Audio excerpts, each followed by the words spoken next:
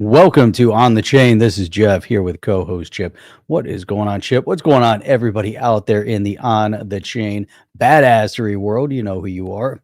You know who you are because you are bad ass. One badassery. That's right. So today, man, we always have a bunch of things to talk about, even when it seems there is no news. There's always news. Ripple's big gamble.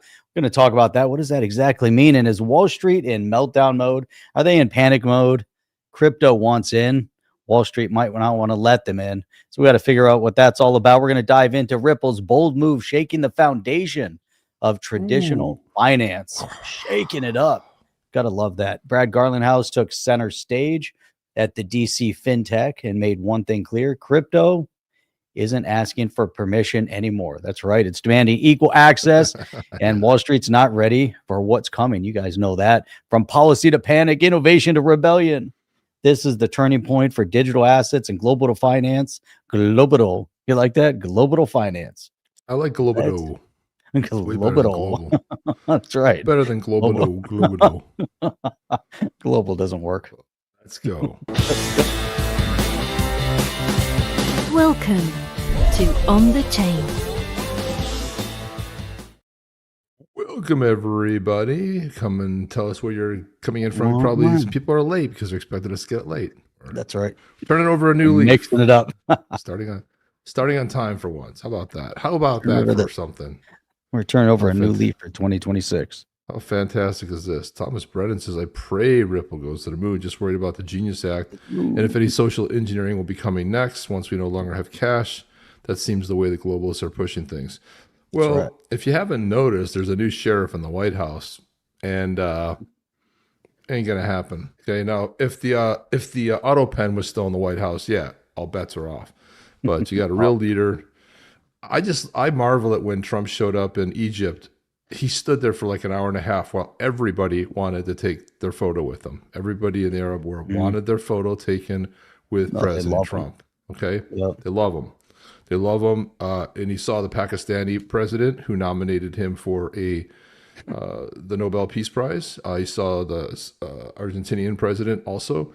I mean, it's remarkable to see.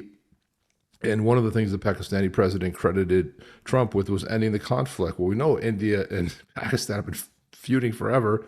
But again, he stopped maybe, I think it's 7 or 8 conflicts in 9 months, 10 months. It's amazing, right?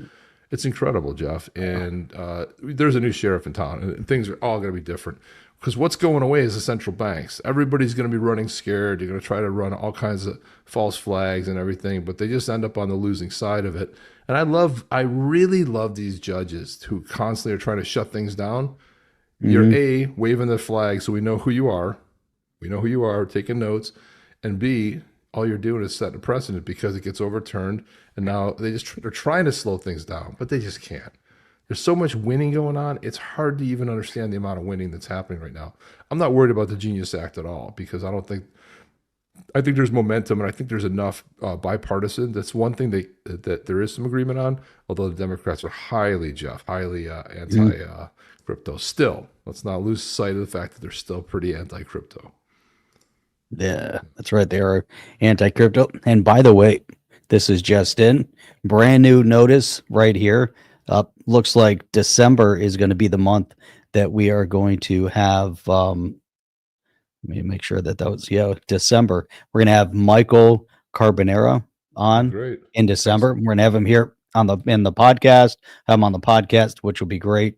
So we're going to work out timing for that. So we're going to have a lot of time to promote, which is outstanding. Just got notification.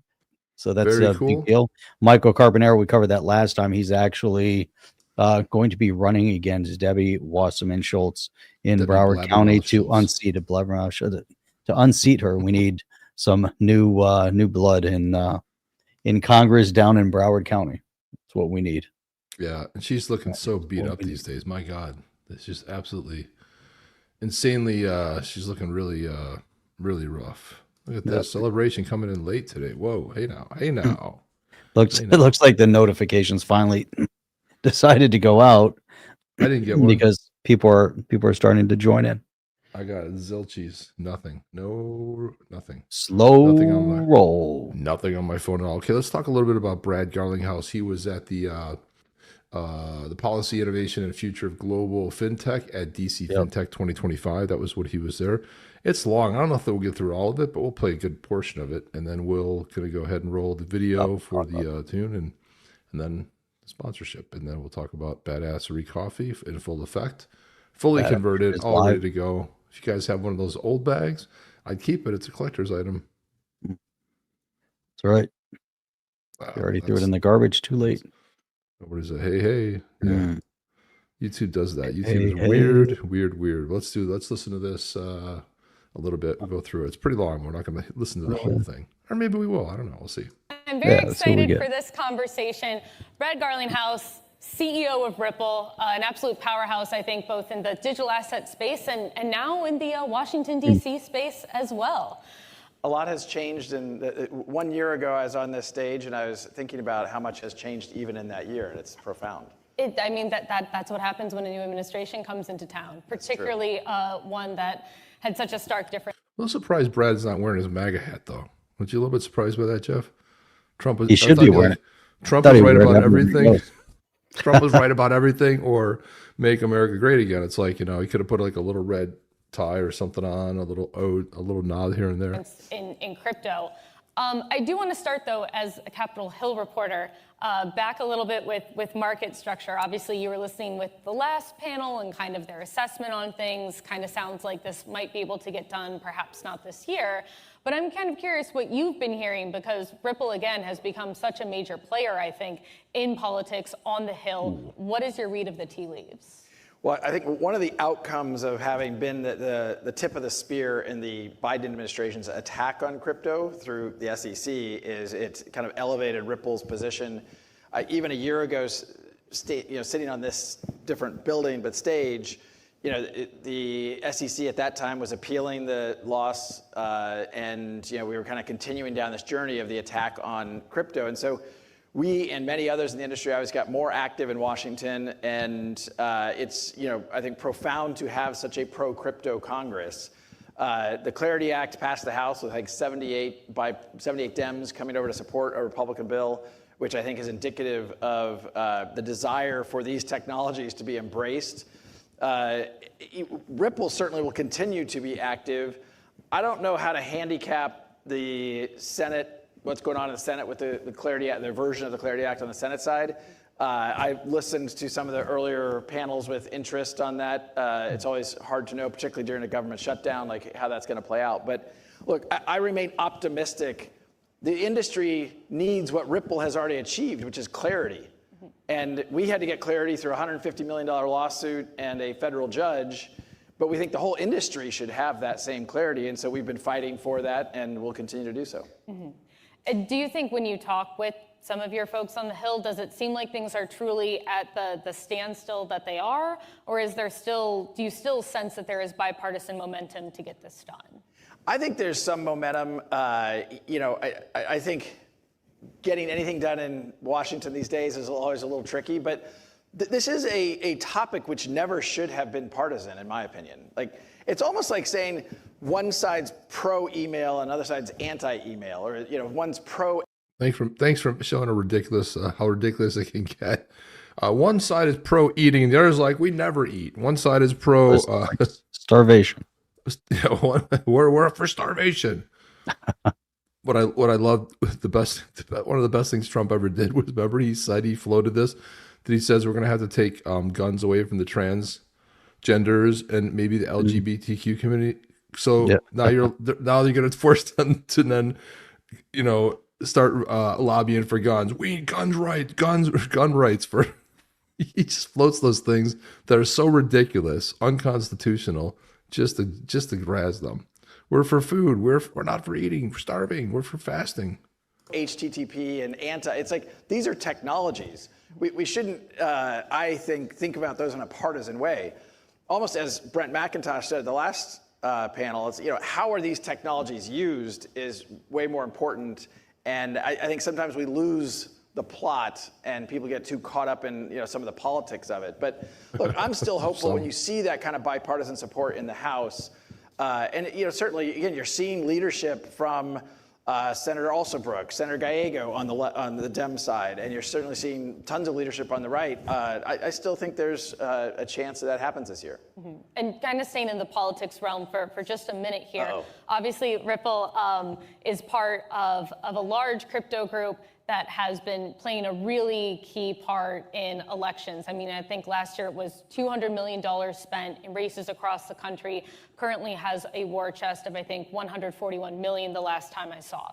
What is the strategy Fair for shake. the midterms? Fair shake. Yes.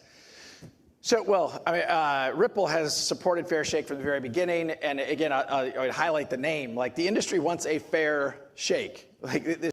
They do want a fair shake, but as you heard right here on the chain, Fair Shake is a partisan, crappy lobbyist group. There's a better one that came out, and the name eludes me now, but Fair Shake only gave Democrats a fair shake.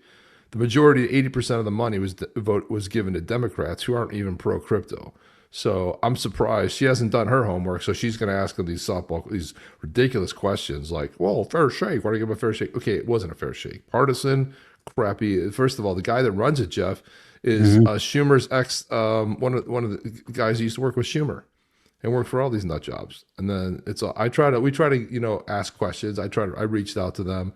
I pinged them on the socials, on X, and got nowhere. Like, said, hey, why don't you answer this question? They're not interested in answering questions. Everybody that works there is lefties, but they're fair shake, of course.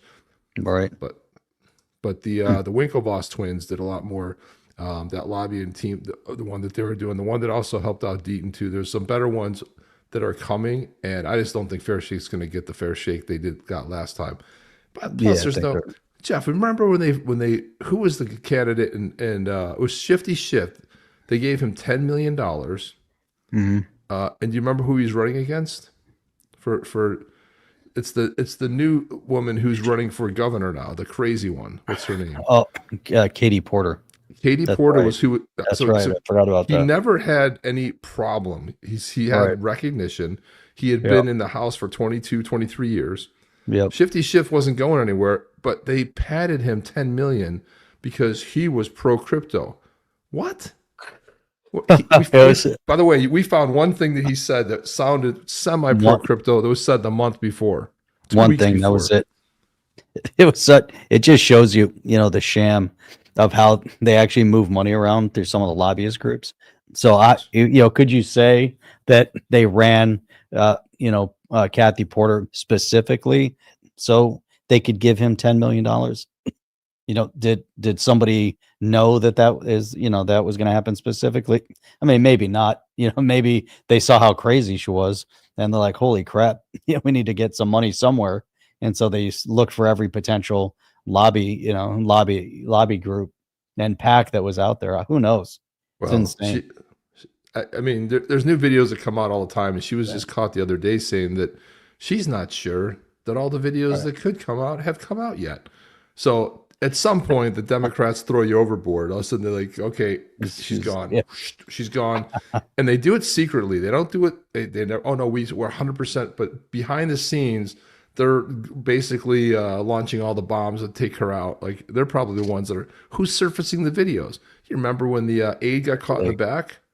And she's like, you're in my effing shot. Get out of my shot. That was she didn't even see, oh, I'm so sorry. She's so used to it. She goes, oh, the reason I was there is because I wanted to tell you about it. She didn't even. Right. Yeah. Oh my God. Any other person would be, oh God, like would have been embarrassed. They would have been like, this woman has heard it so many times. She knew she's a nut job. She's like, that's nothing new, right? Right. I love this. I hope she goes far because she is an absolute nut. That's right. It shouldn't be as polarizing, and I do think under the Gensler SEC, the industry was attacked. There wasn't any effort to provide clear rules of the road, and so what we have been asking for are those clear rules. Well, yes and no. You're never going to get clear rules from an agency that only basically the responsibility is enforcing the rules, and the rules aren't clear. It's Congress's job to do that. It's not. It has nothing to do with the SEC. Because this is the part that bothers me. The new SEC is like, oh, we're pro-crypto. Okay, well, where is all the pro-crypto language? Okay, it's great that you're pro-crypto, but you're doing the same thing that Gensler did, just the opposite way. So now everyone loves it, right? You're pulling rules out of space, out of your ass somewhere, and now everything's great. No. Write the clear rules. Make sure that they make sense. then you can be pro crypto. But them having these, I mean, what is Crypto Mom going around to different states visiting with people? She's a commissioner.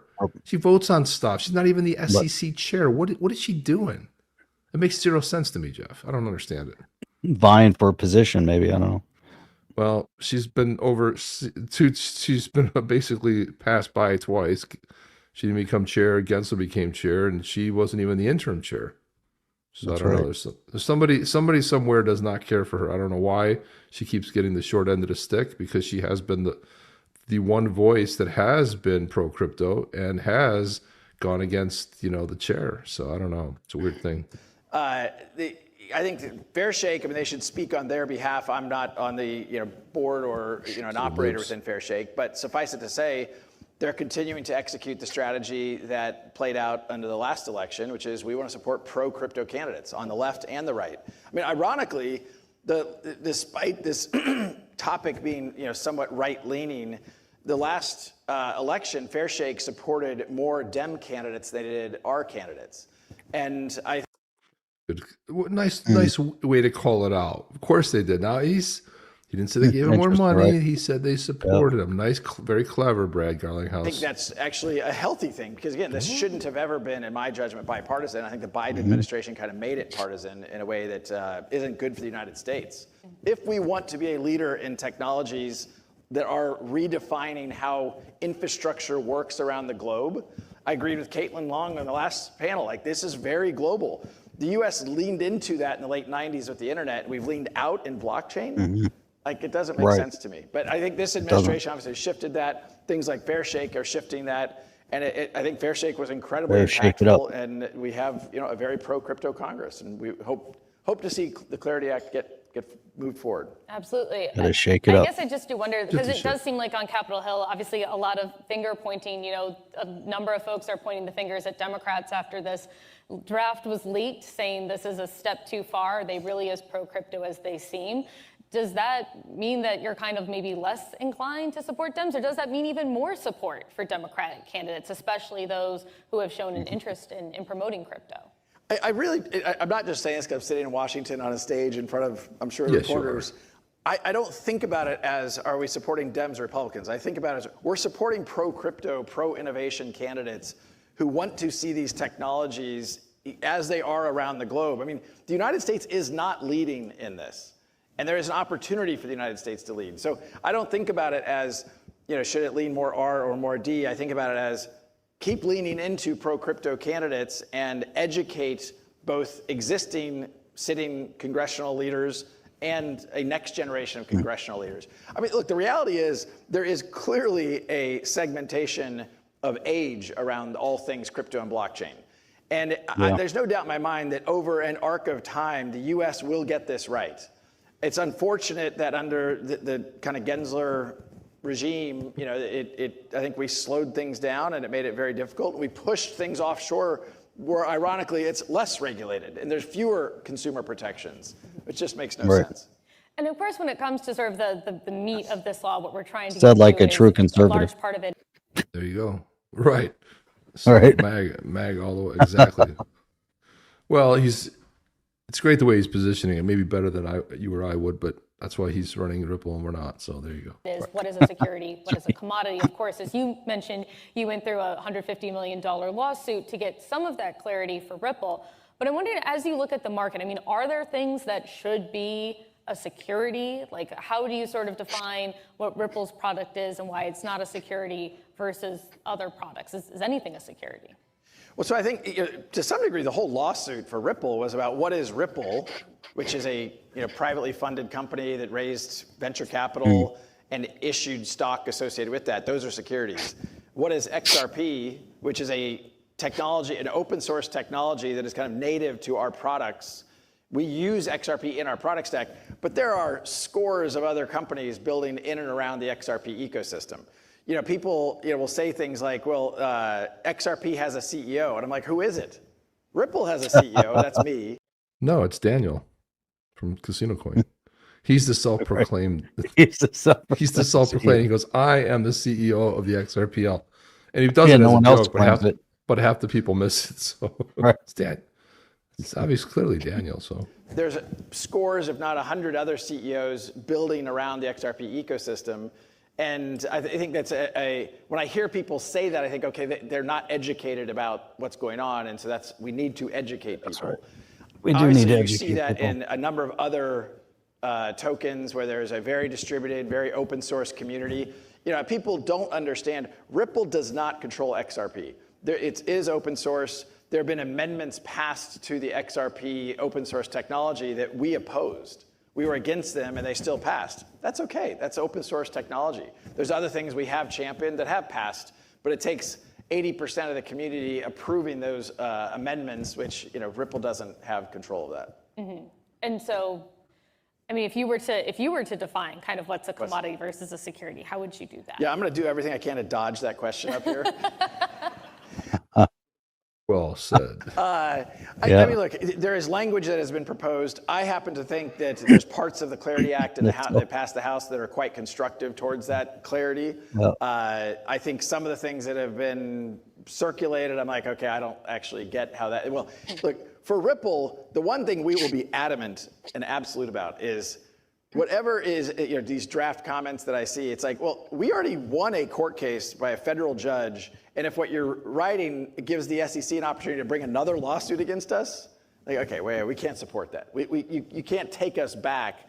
And I think the industry needs what Ripple has already achieved. Mm-hmm. And what Ripple has done, and we've invested literally billions of dollars in the crypto industry broadly and tried to be a champion of the industry. We fought the SEC as a champion of the industry, and I think that we will continue to support it on a multi-chain basis. Those that I think approach it as there is somehow one token to rule them all, that's not going to be the future of. How it has to be one token to rule them all. Yeah, that was a shot across the bow at Bitcoin, wasn't it? Of crypto and blockchain. Well, tribalism in general. In the same way, there wasn't one browser or one search engine or one auction website. Or I'm thinking back to when I got involved in technology in the late 90s. Mm-hmm. I kind of feel like there's one option Butter right Manifesto. now, though. But that Actually, aside, I don't follow that category. Some mergers and acquisitions. I wanted to ask, because Ripple has a number of examples of companies that they have acquired in the stablecoin realm, in the sort of infrastructure realm. What is sort of the plan here? What's the thought process? What's the end goal? Partly because of the shift. I think people still underestimate Shifty shift. The U.S. as the largest economy in the world went from very strong headwinds to pretty strong tailwinds. Now we're still figuring out as an industry what do those tailwinds mean in the United States.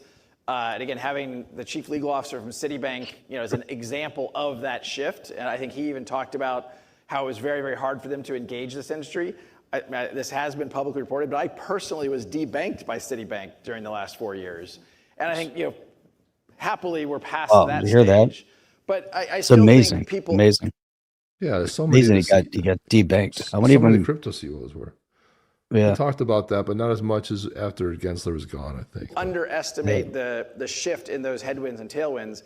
And Ripple's thesis has been, okay, now is a time to really be aggressive about growth. And that is both organic growth and continuing to build. We're in the payments business, leveraging core technologies around blockchain and the XRP ledger around payments. Yep. We're in the custody business. We're in the stablecoin business. And then earlier this year, to your point around mergers and acquisitions, we spent $1.25 billion to buy Hidden Road, a prime broker, frankly, the largest non-bank prime broker out there. And we bought for $200 million, a stablecoin company called Rail, which was one of the leading stablecoin companies for the enterprise. So corporate treasury looking to use stablecoins to solve some of their internal movement of money, and that has been a great acquisition for us. Sounds very familiar, doesn't it, Jeff? It really does. That Rails sounds very familiar to an idea we had a few years ago. We were that close. So we're going to continue to play offense. I hope I have some more news on that very, very soon. And we think now is the time to invest. And sounds like another acquisition's coming. Yeah, a big one. That's amazing. I like how he's talking about these acquisitions. Like, yeah, we picked up this one for $1 billion. We got this one for $250. It's like monopoly money. just he's just so nonchalant about Got a the lot of money in the bank there, so it's not a big deal. sitting on lots. Exactly. So we'll see what the That's next it. big one is. So we're going to continue to play offense. I hope I have some more news on that very, very soon. And we think now is the time to invest, and that partly because of that macro shift in government policy for the United States. Interesting. And when it comes to government policy right now, I know we touched on this a little bit the last panel, that there seem to be certain agencies that are kind of giving the green light, full speed ahead, but there are groups like the Fed that are maybe a little bit more tentative. And I'm wondering kind of what your experience has been so far. Do you think that things are going to change when we finally get open a few more openings on the Fed? What are your expectations? Where are we at now? What are your expectations for the next few years? So I have two thoughts about that. One, and as much as I have enjoyed some of the panels here today, one of the things I would ask everyone to do, both reporters and otherwise, is to hold traditional finance accountable for, yes, I agree, the crypto industry should be held to the same standard around AML, KYC, OFAC compliance. Yes, yes, yes. And we should have the same access to infrastructure like a Fed master account. You can't say one and then combat the other. Like that's disingenuous, and it's hypocritical. And I think we all should call them out for being anti-competitive in that regard. So that's kind of one thought of just there should be a level playing field. And to the extent we're seeing people act in different ways. Now, the other part I would say, as much as a lot of the Fed managed by this administration, the federal government, not the Fed, as much as that shift has changed, I think some banks are still nervous until those changes are codified into law. The Genius Act obviously helped, and that unlocks, I think, I had meetings yesterday in New York City where banks that would not have talked to us 3 years ago are now leaning in and saying, how can we partner around this? Around stablecoin. Around stablecoins, for sure. And again, the delta there is the Genius Act has codified into law. We haven't seen that happen. I mean, again, Ripple has had, we fought the fight and we have clarity that XRP is not a security, but the industry doesn't have that, which I think creates challenges for some of the more conservative banking infrastructure, even though they're like, yeah, okay, we're interested, but are they really leaning in because they're worried that in 3 years from now there's another election, and is there a shift? I think that's a little bit too cautionary, because I think every day that goes by, even if without the Clarity Act in place, there's more and more firm policy positions that agencies are taking. And so Probably stop it there. It's coming up on the half hour here, so we probably should get to talking about Yeti. So type in Yeti. We have 0 people for Yeti right now. It's very strange. I'm just very strange. We got nothing here. I don't know what's going on. But there have been YouTube outages for the past hour across the board. Yeah. Okay. So you guys will have to watch this on. That's what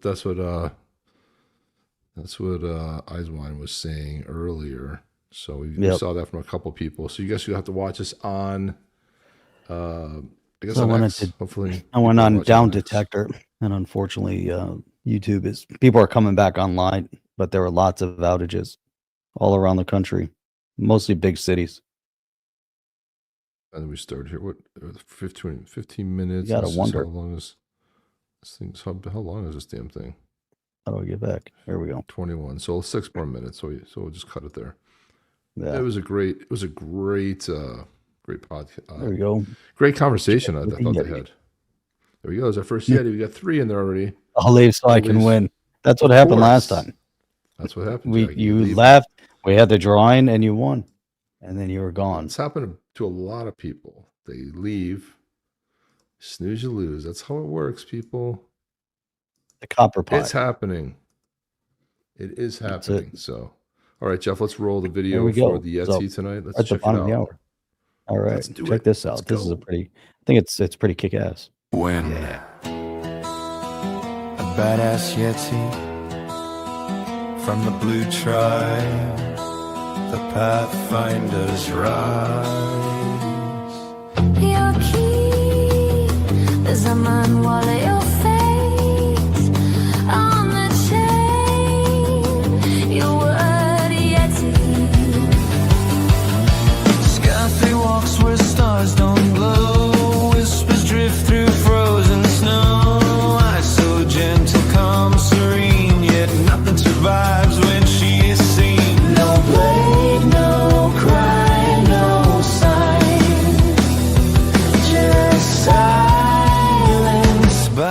design.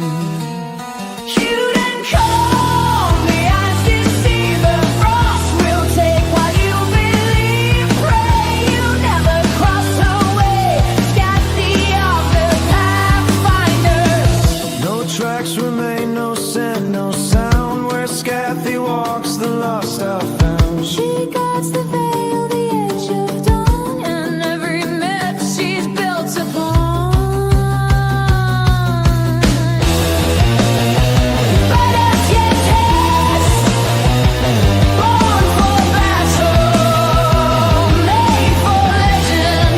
Claim yours or be forgotten. Badass Yetis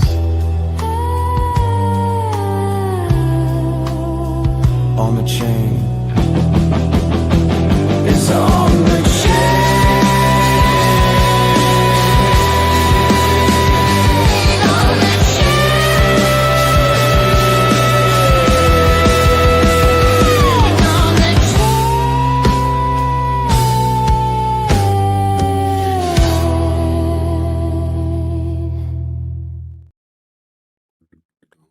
Boom. Did I hear her say she? She. I Scathy is heard a she. she's. Scathy's a she. How do we know that? Scathy is a Scathy. she. That's what I Scathy. thought I heard. I thought you might have Scathy. snuck that by me. No way. It's the first Alright, time check. we've introduced the female badass yeti. There's only Scathy. one, apparently. Scathy. So, gosh, we're up to 5 Yetis. Not much. There's some people in That's here. it. Type in Yeti. Holy cow! Yeah, you got a 1 in 5 Man. chance of winning. Holy cow, man. And the blue tribe, those are like, depending Well- on how much you got to calculate but it's a decent value. That's right. Let me see if it's Decent here. value. It is not minted yet. Let me see. Nope, still not available. Oh, wait, nope, not available yet. All right. The song was minted as well, but the song has not arrived into the fold. Ooh, where is it? Still doing whatever it's in the ether. It's in the, oh, it's still waiting to be minted. It's doing its thing. It's minting. It's being created somehow. I see. Whatever they do, I see. whatever it does. So Jeff, it this does. is why you look what happened with Hamas that went into Oh yeah. So many people are they're these big fans of Hamas, right? They came out, they parade with their flags. Most of these people never took a moment to just go back a little bit back in history to see No. what these people do, what they're No. capable of, oh, how they rule and control. So I think either have a video or a picture, all right. So which is this pretty is graphic and horrible. yeah, guys. Let's tell you this is horrific. They lined people up, put cover over their head, and basically executed them. Right. So, I mean, this is pretty hard to understand. Look at the crowd that showed up for this. This is a culture that is not steeped in greatness. Okay, if there were where would you see a mass execution? I mean, it's bizarre.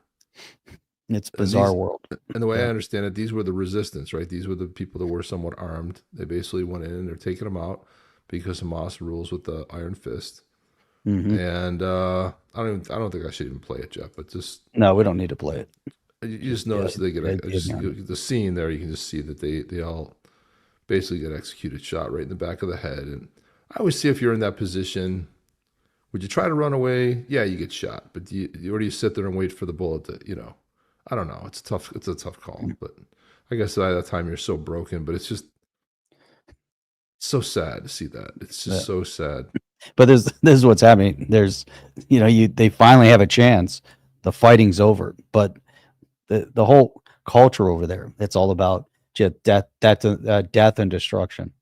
And then they try to focus all these people on the left that wanted to claim, that Israel somehow was committing a genocide, and yet here they go. They're fighting against a terrorist entity, the same as the U.S. fought against terrorist entities, or you had the coalition fighting against terrorists around the world. And here's Israel surrounded on all sides by enemy combatants, terrorists trying to destroy them. Missiles flying in from Yemen by the Houthis, missiles being thrown in from the north, from Lebanon, and then you had the destabilization of Syria, and then you had, you know, how many thousands of people? I think it was like 1,300 men, women, and children massacred at the hands of the Palestinians. There's not one country on earth, not one country on planet Earth, that if terrorists infiltrated your border and massacred 1,300 people, that you just sat back and say, hey, we're going to take it. If that happened to the U.S., which, by the way, 9/11, you know, we actually were attacked on our soil, and we obliterated hundreds of thousands of people. We wiped out, you know, a big swaths of Iraq and in Afghanistan. If you remember shock and awe in Iraq, shock and awe was just a relentless bombardment campaign, indiscriminate of civilian casualty. They attacked the city. Israel, on the other hand, and it's interesting too, because there's so many videos within Israel coming out on the buses everywhere, and it's multicultural. You have an Israeli soldier sitting next to a Muslim woman, you know, covered up, and then you just see, you know, multiple Arab Muslim women on the train, and you have Israelis, and you have tourists and people from all cultural backgrounds. And that's within Israel property. When you see people like this, what Hamas just did, you come to a realization that you're dealing with people that are the lowest denominator of society. I don't even know where they fit, because they fit into no societal norm. You don't act that way. There's no behavioral mechanism where they immediately go out and they look for the collaborators. Even during the whole conflict that was going on, Hamas was still murdering people. I don't know how many videos I saw of them killing people. There was one guy, they butchered him with a garden hoe. It was the craziest thing to watch. And this is how they treated their own people. All of the food product that was brought in, Hamas was taking it and keeping it for themselves, and they were starving their people on purpose. You know, and then you have such a large percentage of the population within the Gaza borders that were siding with Hamas, whether it was you know, because that's they believe or not believe. But we have generation after generation that has been raised on the notion of hate. There's no, hey, we just want to get out of this and we're going to fight and then we're going to have normal society. That doesn't exist. There is no normalcy within their education system. From the time the baby's born and upwards, they're taught to hate and murder and kill and want to sacrifice themselves, you know, with as suicide bombers. There's another video that was circulating of a father and son, and you know, and Israel's going to release 2,500 terrorists that have blood on their hands. Then some of the most extreme, they're not letting go. Some of them have life sentences, and the world is saying, trying to have some sort of an equivalency, but they're letting 2,500 people go, and they're showing them. I saw someone else making a claim that some of the people coming out of the Israeli jails were injured. You know, well, Israel gave them medical care, but these people were captured in process, captured alive while they were trying to kill people. They were either ramming a vehicle, they were stabbing, they were shooting, they were trying to blow themselves up, whatever it was. These people weren't just random people picked off the street. These were people that have blood on their hands for attempted murder, attempted terrorism, or an actual act of terrorism. And that's why they were in those jails. And then on the other hand, you have the Israelis that 2 years have sat in a hole in the ground someplace, moved around, because they were actually kidnapped at gunpoint as their friends and family were massacred in front of them. There's zero moral equivalency whatsoever. And at this point, you know, hopefully we see, you know, with Trump at the helm of what he accomplished, that we're going to see a rebuild of Gaza, and there'll be zero control and authority granted to the Palestinians whatsoever. Because it's been proven over and over and over and over again that when you give them an inch, they try to take a mile. They did it in Syria. They did it in Lebanon. They did it in Jordan. They've done it, and they've obviously, we just saw what they've done over the years in Gaza. 2005, Israel pulled out of Gaza and said, "Here you go, you can have Gaza," and they pulled the Jews out. There was, there was a point where they actually had to remove Jewish families from Gaza and Israeli families from Gaza, and they gave them everything. They gave them greenhouses, they gave them plumbing, they gave them everything, the businesses, the real estate, and they come in, Hamas comes in, and they destroyed everything. Everything. It just Only because they would never take Still it from rational. Israel because they want to kill every just the whole thing. They don't want it to Right. exist. From the river to the sea, destruction of Israel. That's what it comes down to, Jeff. I mean, it's like, so that Zoran, I call him Zoran the moron, that thanks to Michael Rappaport. I can't get enough of his videos. He drops a lot of obscenities, but he hits it right on the head. But here was Zoran the moron, Mandani was on with Fox News, and it was an okay interview, but some shocking stuff. Well, not so shocking, but just like the fact that he's like very open about stuff. But I have 3 clips here. Let's watch the first one here. Individuals in this city pay more than 50% of their income in taxes. When you talk about a fair share, how much more than, what is the fair share? What's the number? I've said that we should increase personal income So taxes by 2%. is fair? And my point is this: Give up more than half of your income. That's if you're making $1 million in New York City or more than that, you can afford to pay 2% more. And the reasons you can afford to do so is because that money will be used to better your quality of life as well. Yeah. Because Same old, same clown 50, show. I'm sorry, 50%. More than 50% in most cases, but no, that's not enough. Remember, the tea went into the sea in Boston for a 3% tax. Okay, 3%. And he wants 2% added to the 50 whatever percent tax, and then it's just out of control. But Jeff, it's going to better your life. So calmly, yeah, exactly. With what? With state-run grocery stores, I worked out great in Venezuela. It surely worked phenomenal in Argentina, right? I mean, sure, Cuba works very good. Just pennies on the dollar. Used to see the video of the empty shelves in Cuba. Their state-run stores. Yep. when I speak to the wealthiest New Yorkers, I hear concerns They're about not gonna the be in New cleanliness York. of this It concerns about you, dude. city, the quality of life in this city, questions of public safety. This money is the money that will be used to deliver on those things so that we can ensure that we have a return on investment for all of the money that we are raising and spending How right about the money you raise right now? What are you doing with that money? Oh no, we're going to raise new money because that's going to fix the problem. You ever notice with the Democrats, raising taxes always going to fix the problem, and it creates 3 Always. new problems? Always. That's right. They Always. if you see a Democrat say like, well, here's what I want to do, reduce taxes, get them out of the party right now, get them out. It's like, here across the 5 boroughs. Because where he does says it with a end? smile. Yeah, where does it end? The Von Steve trouble with socialists is that they soon run out of everybody's money. That's Margaret Thatcher. She was That's right. 100% right. So And that's- you've and denounced to that Israel. point, it's insane. Yeah, I mean Clown. that's the problem with socialism is you run out of other people's So money. you've denounced Israel and the United States for the response to the slaughter on October the 7th. In fact, at times you've called it a lasting stain, the response, and at times you have left October 7th out of your statements completely around this issue. Right now, you just talked about Israelis killing some Palestinians, but Hamas is killing Palestinians within Gaza. And they have not returned the bodies that they promised to return, including 2 Americans, Itai Chen and Omer Nutra, whose families we have interviewed over these months. So what is your response to what Hamas is doing now? I think those are bodies and remains that should absolutely be returned. And I think that I have no issue with critiquing Hamas or the Israeli government because my critiques all come from a place of universal human rights.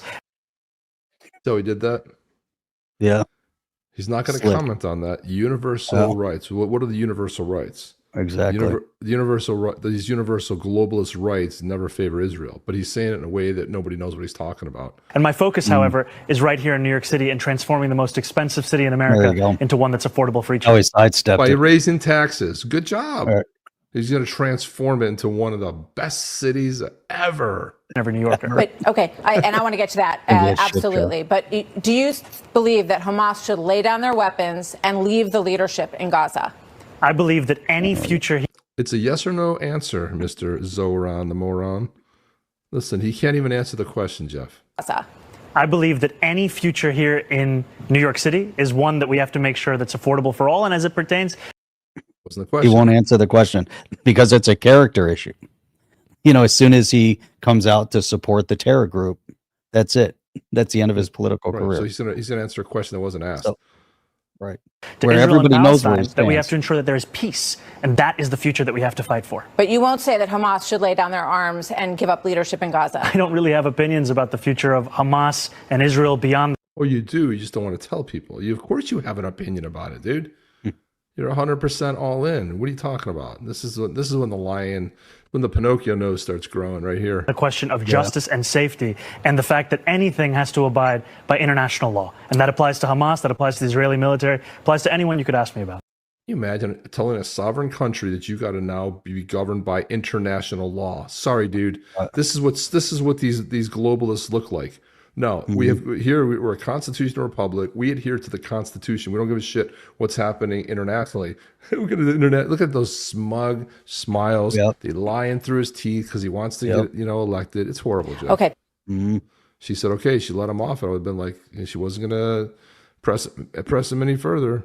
That was the end of the interview. Yeah, pretty much. Okay, we're done now. Arrest Netanyahu if he came to the United States. You've been very outspoken in your criticism of him.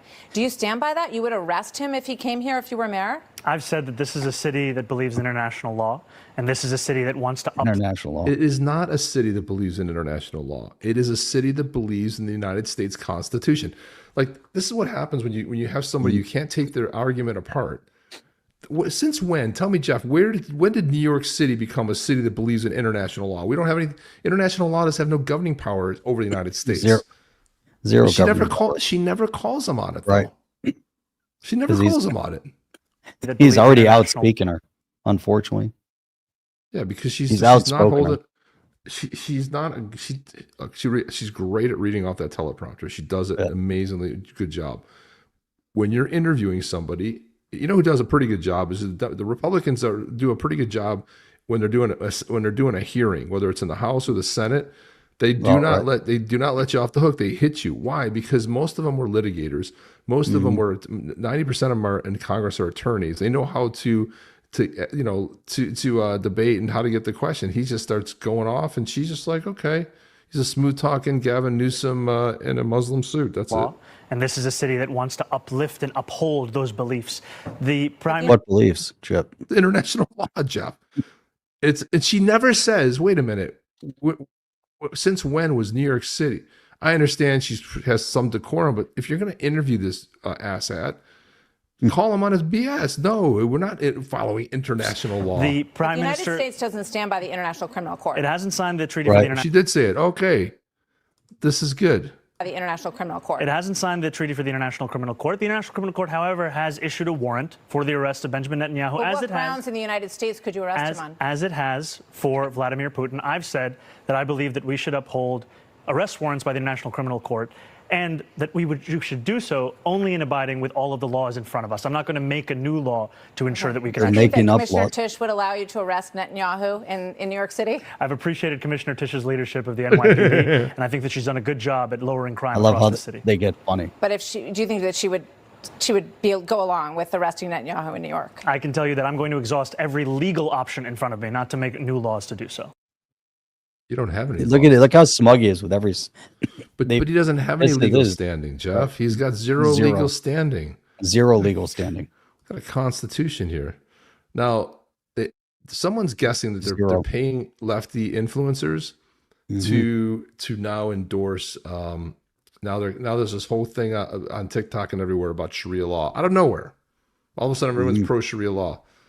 This kid starts spitting the truth bombs here. I want to bring Shia law to the United States. Do you even know what Sharia law is? I do. Let's take a look. Feeding the poor, that's Sharia. Owning women as sexual property, that's Sharia. Smiling at someone, that's Sharia. Jihadism and fighting non-Muslims, that's Sharia. Being kind to your neighbor. Unaliving homosexuals. Education for every child. Women being worth half as much as a man. Women's right to work. Women's right to be beaten by their husbands and to be forsaken in bed. Marriage must be between two consenting adults. Unless, of course, it's your Prophet Muhammad, police be upon him, because he married a 6-year-old. Workers' right to fair pay. Unless, of course, you aren't a Muslim, because then you will be taxed into poverty. The current court system is derived from Sharia. No, it's not. It's derived from the Roman court system, which came hundreds of years before. Democracy is Sharia. No, it actually came from Democritus, a Greek philosopher who came 1,000 years before. Democracy, Democritus, see how we got that name? Hospitals have been built on Sharia law. Okay, but the Catholic Church has built way more hospitals, and St. Basil the Great is often credited as building the first hospital. So why on earth would we choose Sharia law over Christianity? We're already living under Sharia law. No, we are not, because our women are allowed to go outside without covering themselves head to toe. So what exactly are you fearing?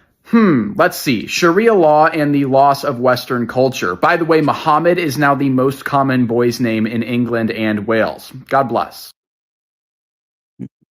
My kid nailed it.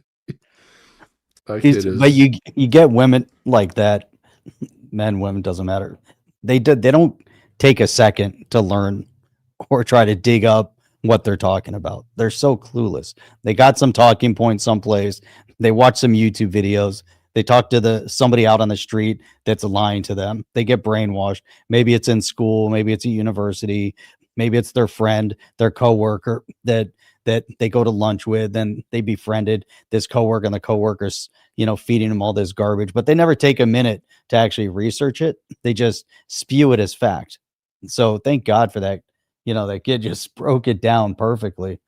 It's just, it's unbelievable.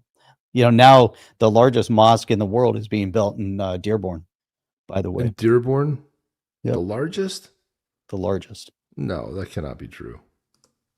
Maybe one of the largest. Might be the largest. I don't know about that. I saw them putting the golden dome on. Well, okay. Well, then I'm shocked if it's the largest one. Anyway, here's one more thing on Zoran Mamdani. Here he is. This morning, New York Democratic mayoral candidate Zoran Mamdani faces brutal backlash after accepting thousands of dollars in illegal foreign donations. Reports show his campaign received more than 170 contributions from addresses outside of the U.S., amounting to more than $13,000. Republican mayoral candidate Curtis Sliwa said it's very problematic, not just for Zoran Mamdani, but anybody who has these kinds of PACs, because it's a license to illegally funnel money. And foreign countries know you don't have to go to war against America. All you got to do is manipulate the election. Well said. I mean, my God, he's taking backlash. How about that's illegal? Backlash? Oh, you shouldn't do that. Oh, it's bad. Oh, yeah, okay, I won't. Everything's cool. One of my favorite candidates to emerge this session is none other than Winsome Earl Sears. She is a powerhouse. She's currently the lieutenant governor of Virginia, which means, if you guys don't know about this in the States here, you know the president, and underneath the president is the vice president. For a state like Virginia, you've got the governor, and then you've got what's the equal, like a vice president. Second in command is the lieutenant governor. She is already the lieutenant governor in the second position of Virginia.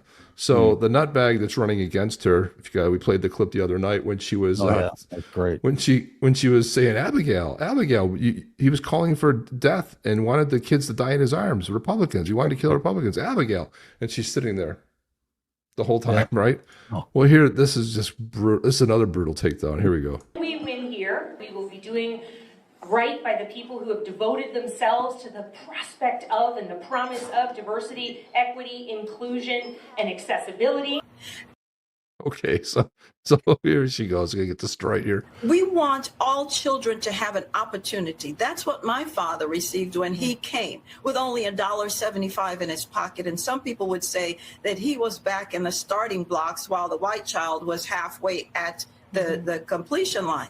But I would say to you, my father used education education to get him where he is now comfortably retired, an immigrant. And I'm saying we are overcomers. Black children are overcomers. The slaves did not die in the fields, so we could be saying in this century that we are victims, Martha. They would say to us, is that what we died for? No, we died for you to have an opportunity. Take it. You have that. We have had a black president. We have sitting in the White House, just about, I guess, in the vice presidency, a woman whose father came from Jamaica 2 years before my father came from Jamaica at the height of the civil rights movement. She's second in command. We have me. I'm second in command, Martha, in the former capital of the Confederate States. Have things changed? They have. And I say to our children, you are overcomers. Don't let anyone tell you you're a victim, because if you're a victim, that means you need a political savior. You don't need them. Damn. She's like, bam, let her have it. Yeah, she is. I mean, she was so masterful in that debate. I know why that Abigail, whatever her name is, kept her mouth shut. She would have been destroyed. So just her best move was saying nothing about it, getting all the flack about it. But it would have been worse had she opened her mouth, because she would have been destroyed. So I just think to myself, like, I really hope she wins, because she'll be a phenomenal governor, and who knows where her political career could take her. But I mean, she's phenomenal. Obviously she couldn't be president because I think she was foreign born. Actually, no, her father came over here, so I don't know if she was born, but she's from Jamaica, but I don't know if she was born here or not. But anyway, she's a powerhouse, man. I mean, holy cow, it's fantastic. When Trump was just recently on his trip, there was a hot mic moment.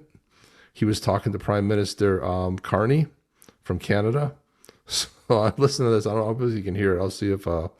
But this is why I love Trump right here. This is what I voted for. He is the funniest guy that exists. I'm glad you upgraded me to president. So in his speech, if you can't hear this, in his speech, Carney comes up to him and to Trump and says, "I'm glad you upgraded me to president." He's a prime minister. So basically, Trump misspoke and called him president. So Carney's saying, "Thanks for upgrading me to president." He said, "At least I didn't call you governor." Don't you remember he was giving Trudeau? He was calling Trudeau the governor of Canada. So he says to Carney, "At least I didn't call you governor," and smacks him. What a funny ass line. My God, it's just so good. It went by fast, but. I'm glad you upgraded me to president. Oh, did I say? Great stuff. It's good. I started. He said he didn't say governor. Great stuff. He said he'd say governor. Yeah. That's hilarious. Remember, he used to call Trudeau governor of Canada. So funny. Just to mess with him. At least I didn't call you governor. This guy is so quick on his feet, man. He's so freaking quick on his feet. Here we have panic going on with the Dems right now. So anyway, I thought I cut a bunch of clips for what was going down, the oral arguments today with the Supreme Court. They're so inside baseball, Jeff, that I just think would bore this crowd. But man, there was the justices were phenomenal today. It was just such a takedown. And that Ketanji Brown, she is just clueless as clueless can be. She doesn't know what she's talking about half the time. It was so embarrassing to listen to. But anyway, this is the Dems are in full panic mode. Full panic. Actually represents pretty accurately, mathematically, how the country's divided over the question of the presidency. But if you look at this is what the party pickups would be for congressional districts. Republicans, 5. Missouri, 1. North Carolina, 1. Ohio, 2 or 3. Indiana, 1 or 2. Florida, still discussion down there, but that could be another gold mine for them if they tipped it even further their way. Kansas, 1. New Hampshire, 1. And Nebraska. Democrats, Utah, California, Maryland. Look at this. If you offset California and Texas, Missouri and Utah, North Carolina and Maryland, everything left over is an advantage to the Republicans. And don't forget, the Supreme Court is considering what could really be the end of the Voting Rights Act, which would protect minority groups. So you don't have a state that's half black, for example, that elects only 1 congressional member and everybody else goes to the Republicans that would represent that population in some ways. So By the way, that was what oral arguments were today. And what I heard, that thing is going away. Dems could lose up to 19 seats. If that is gutted, Democrats could lose 19 seats. This would be a huge amount. But this is also a measure of how much the White House is concerned about this, because Donald Trump knows if the Democrats get the House again, there could be new investigations, just like last time. There could be a new impeachment. There could be a lot of impediment to these plans that right now the Republicans in the House and Senate are letting run like a freight train. Yeah. Keep dreaming, son. That ain't happening. Democrats are digging their own grave. It's so deep right now they can't even see daylight. That's how bad it is, Jeff. They don't understand. They don't don't even stand a chance. And I thought I'd play a funny one too, but this is Shane Gillis. This is him. This is Trump as Hitler. Let's listen to this here. I'm Hitler. They didn't have anyone to play Hitler, so they called me. The studio called me. They said, Donald, could you please get us out of this? The size of this crowd. We've got a lot of Jews here. I don't think he ever read the script. That guy right there, he's a Jew. No, I'm kidding. Don't get him. I didn't like all the Jew stuff in the script. If I was to put anyone on a train, it would be Crooked Hillary. Don't attack Jews. Instead, drink brews. That's what we say. Isn't that funny? This was my shining moment. I need the Holocaust. Oh, he said he liked the Holocaust. Not that I would need it to have happened. You seem to be very eager for Holocaust, crybaby Goebbels. I'm not a crybaby. I'm not a crybaby. Joe, crybaby Goebbels is a huge pussy. All he wants to do is a Holocaust. Could we get rid of this guy? I've got a couple people's numbers we could call The Rock. I got fired. I called Japan. I said, Hirohito. I said, you better slow down. He told me, we'll never surrender. That's how he, we'll never surrender. I said, I bet you do. That's what I said. Sure enough, the next day, I bombed the shit out of him. He literally harnessed the sun and threw it at them. Amina in Japan. Apparently, Trump's not very good at being Hitler. And yeah, they're doing another one of those no king rallies. There's really nothing to make sense on that side anymore, Jeff. It's just a complete disaster on every level. Complete disaster. I mean, I just like, Keith Ellison. He's the Minnesota Attorney General. There was one of these honor flights. There was an honor flight. They're waiting at the airport. They're receiving an honor flight. That's usually when they fly with the dead on there, and they were also on their way to Hawaii to commemorate. And so here's Keith Ellison, the Attorney General of Minnesota. Watch how the whole airport reacts and watch how he reacts. Everybody's clapping in this video. He's just standing there looking around. The whole entire airport, when it was announced that it's an honor flight, is returning. This is how they're clapping for the troops, and this is how the AG reacts to this news. And the guy who's on his phone's clapping now. The whole airport's clapping. Nope.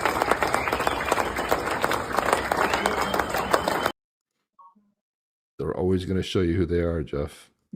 Always. But when it's election time, they're going to tell you about how we have to support the troops, how everything's fantastic. Do you know who Alyssa Farah is, Jeff? Do you know who she is? I do not. Okay, she's on The View. And so they asked Trump about her. But she made a promise on The View. If this event were to happen, watch this and watch Trump's reaction. A 5-alarm fire. Yeah. If he does good, if he gets the Israeli hostages out, I promise. She's talking about Trump. If he gets the Israeli hostages out. Yeah. If he does good, if he gets the Israeli hostages out, I promise I will wear a MAGA hat for one day on the show and say, thank you for doing it. Yeah. She'll knock it right off my head. But like you have to be able to cheer for wins when they happen and then call out relentlessly the wrongdoing. Well, a couple days have gone by and she hasn't worn the hat yet, but they asked Trump about it. On a lighter note, did you ever think I was going to be called a peacemaker?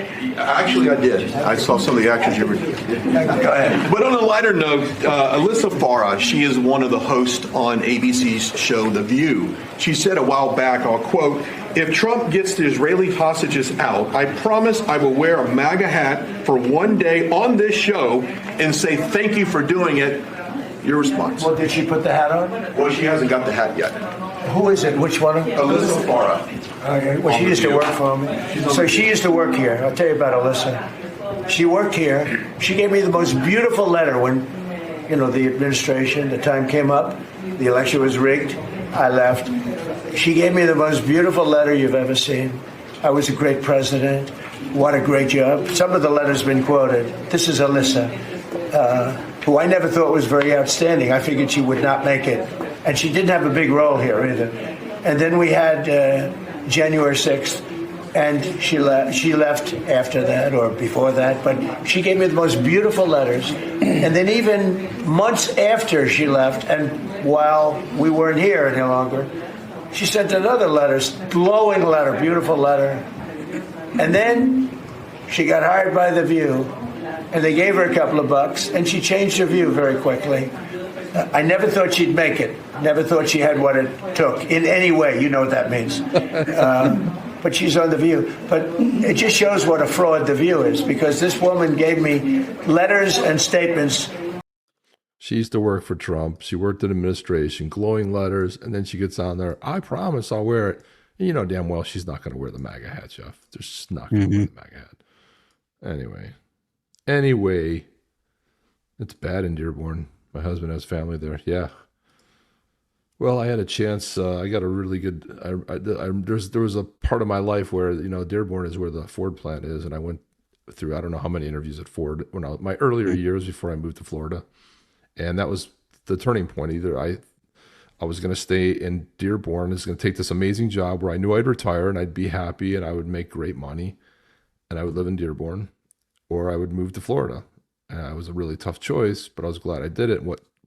There was a Rolling Stone article I read one time, Jeff, that really made me think about it hard. Had I not read that, I probably would have taken safety, great job, great pay, the best job I ever had, leadership role, and my whole life would have been different. I would have never known you, would never been doing this show. My whole life would have turned out completely different. Waking up at 5 a.m. to call for prayer, in Dearborn, Michigan. So Sting from the police was in an article, and they had asked him, like, hey, you were pretty high up. You were going to be, headmaster one day, like a principal in a school. You were a teacher. Why didn't you take the safe route? It would have had a nice, it was a very good job. And he said, I thought exactly that. He goes, I could see what my next 30 years of my life were going to look like. And I didn't like that. Yeah, of course I'd be headmaster, and maybe I'd elevate from there. Then I'd retire. Then I'd die. That wasn't the life I wanted. And I thought, geez, well, I want to work at Ford for 30 years, get my pension. And then, I saw my dad do that too. He worked for General Motors 30 some years. That was it. Done. I was like, nope, let me take the road less taken. Let me go do something different. So and plus when I was down in Dearborn, this is in the 90s, Jeff, I didn't like it. So I'd be retired right now. That would be the nice part about it. But I had to go 30 years of something completely different. But living in Detroit, working for Ford. Dig up when Trump calls for the UK PM. I did see that. He goes, hey, is UK, he's looking around. Wow, that was when he brought him up. He thought he was going to speak. I think we played that clip yesterday, didn't we? I think so. Justin Trudeau's with Katy Perry. Oh, who cares? No. Who really cares? It might be time, Jeff, to throw up we got 9. Look, how many do we have? 9. We're going to play this one more time. Play the video and let's do this. Here we go. Oh, wait. Might play this one first. Just I would type in Yeti there. She could become number 10. Before we get to the song, by the way, this is when Arch used to us coming on live. That's why he showed up. I'll say that's right. $5 for a latte. Half of that feeds some hipster's avocado toast habit paired with an oat milk manifesto. Quit financing coffee fads you don't need. It's time to rebel. Your badass great-grandpa had only one tin cup and brewed his coffee over an open fire. We roast to order, ship free, and keep every bean bold enough to wake the dead, or at least your 9 a.m. meeting. We make coffee that punches Mondays in the face. Badassery Coffee. Fresh, fierce, fucking great. Roasted fresh, shipped free. Chaos pending. Order now at badasserycoffee.com. badasserycoffee.com. There it is, Badassery Coffee right there, baby. There's the brand new logo for Badassery. It is. Okay, if you go to Badass Yetis, thank you very much. Jeff and I worked hard on this. If you go to Badass Yetis, it will end up here, but this is Badassery Coffee. This is the new brand name, so it's more encompassing. And there it is right there, the bag. So if you have one of the original bags, if you have some of our coffee now that says Badass Yetis, I keep that because that right there is a collector's item. No more of those exist. They've now been updated with the new brand logo. There it is. Look at that kick-ass logo that Chip came up with. Thing is amazing. Beautiful. I love it. Badassery. I showed it to my buddy and he goes, dude, that is badass. I go, flaming skull always equals badassery. That's a flaming skull, man. Well, I'll tell you what, I can't wait until we put those on a shirt. We're gonna have, we'll have some perfect badassery merch. shirts. There's badassery shirts, badassery hat with the logo, the thing in the back. It's gonna be kick-ass. I like that. I like that a lot. The whole bean coffee, man. Get some of this.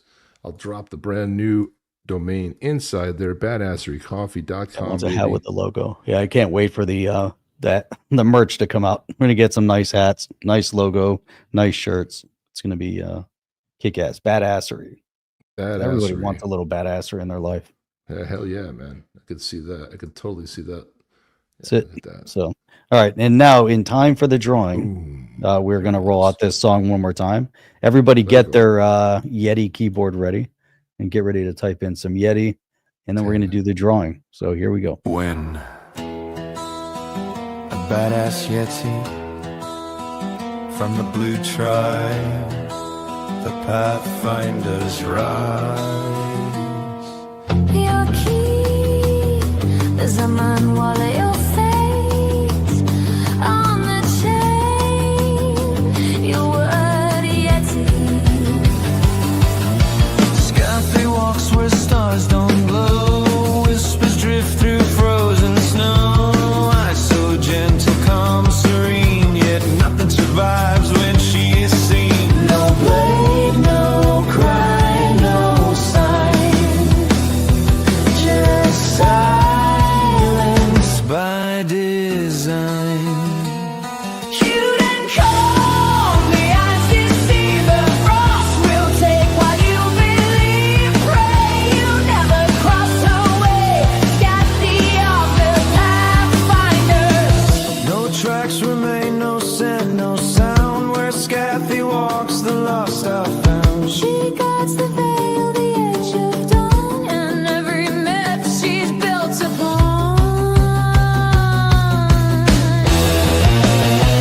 Badass Yetis, born for battle, made for legend. Claim yours or be forgotten. Badass Yetis. On the chain. It's on the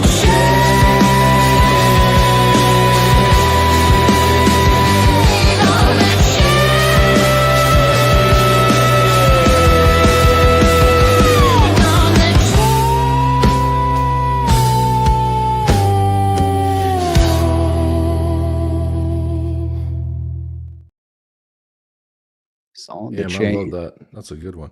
Jeff, they're so good that I think we're just taking them for granted now. That's what I think's know. happening. I mean, like, that's so like such a production, man. It's so phenomenal. It'll take you 2 weeks in a recording studio to come up with all that. It's incredible. The crazy thing is that was one of the original personas that I created. Oh, For really? that song. Interesting. Yeah, Cool. created it back in Too bad version it didn't 4. make the Fast Time at Ridgemont High soundtrack, which is a great soundtrack. By the way. That's right. What happened with that? Rockin' tune. When I win, I might feel guilty for coming in so late. No, you won't, because that's when we usually start. You're right on time for most people. On All right, time. play the song, Jeff. I'm going to let it rip. Okay. Now, if Art wins, people will be say it's rigged. It's rigged. It's already They'll say rigged. it's rigged. The Chad wins, will be like it's rigged. The Charles wins, will be like it's rigged. Pretty much anybody wins from the Visual Vendetta as a one in a while. Risky? Is it risky? Is it Maybe. Let's go. Boom.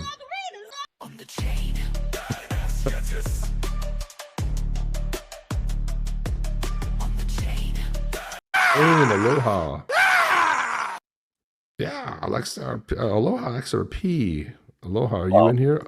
Aloha, XRP. Aloha. Where is the aloha? There he is, right there. but that didn't say he's here. He But that didn't was say he's here. We that was need to like hear it. 2 minutes ago, though.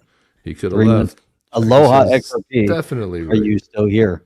Give There to he Daddy. is. There you go. Aloha. He's here. Let's go, All right. baby. All right, Aloha XRP. We need your 100% rigged. Zaman. We need your Zaman wallet address.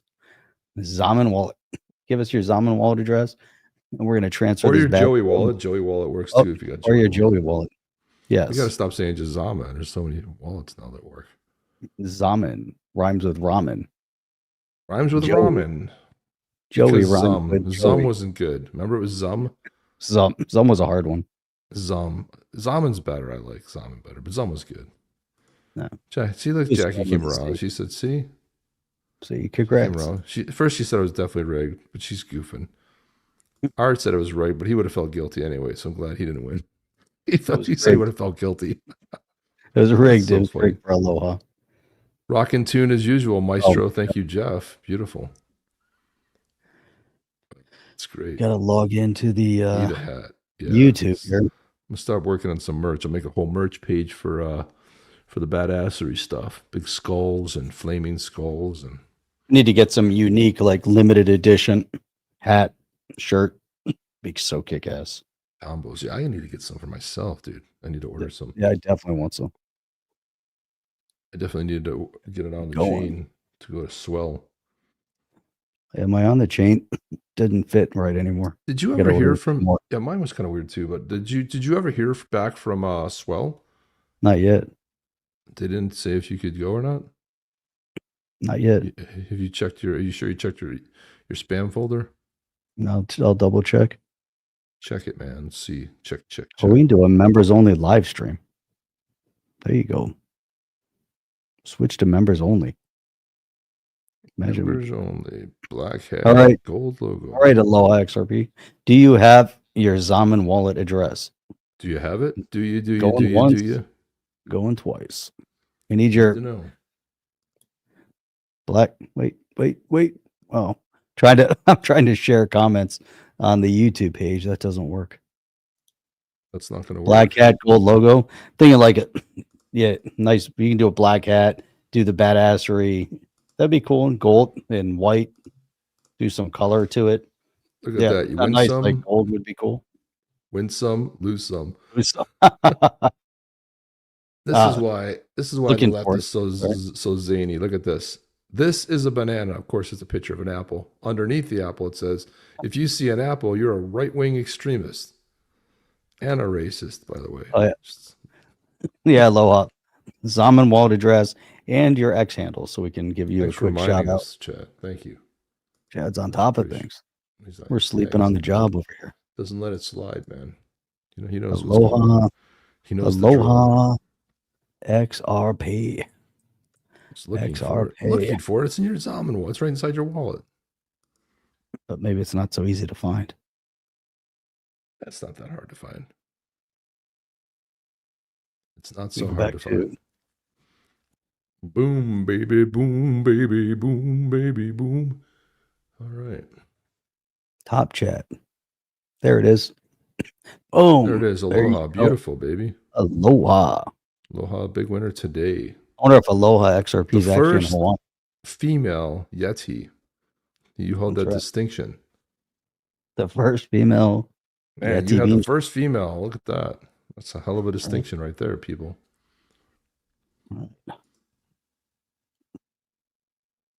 Well, because that's how it was written.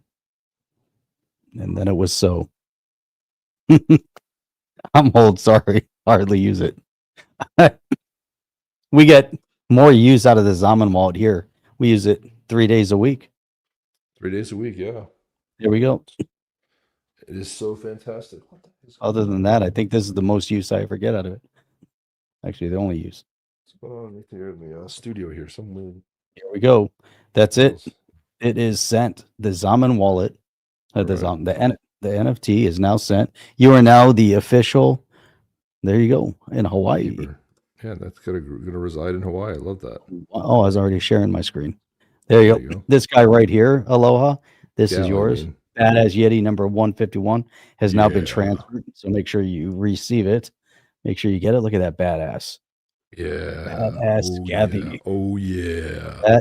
That is Scabby. Yeah, Scabby. Scabby, the Badass Yeti. I like the Mahalo. number too. Badass Yeti number 151. It's a really Mahalo. cool number. Beautiful. All right, guys. Well, that's all we have tonight. Welcome. We'll be back on Saturday. Saturday. Saturday, 8 a.m. Eastern Standard Time, with more music, more fun, more giveaways, and we'll be giving away a Badass More Yeti analysis. song. More rants. All of it. I was gonna, if this minted, I was gonna give it away with the NFT, but it has still in mint processing somewhere. Maybe Saturday we can do that. Yeah, I do have one here. This is the this right here. This is Vendra Valkyria, the Shadow Mine Prophecy, which is pretty kick-ass. Yeah. All right. Well, that's it, guys. That's all the time we have. We are out of All here. we got. We are out. Chip An and hour Jab. 20. Oh, see you guys. See ya. Are you down with OTC? Please like, subscribe, and click the bell to be notified when the next video drops.